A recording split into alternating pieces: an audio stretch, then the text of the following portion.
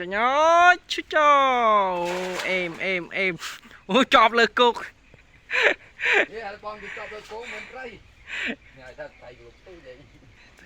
đây lục túi cho mắt tê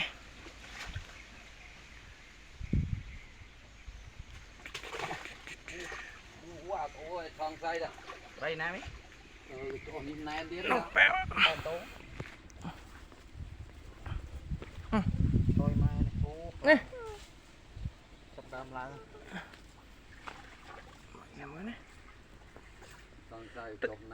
tức sao vậy tức má đó mà ăn nữa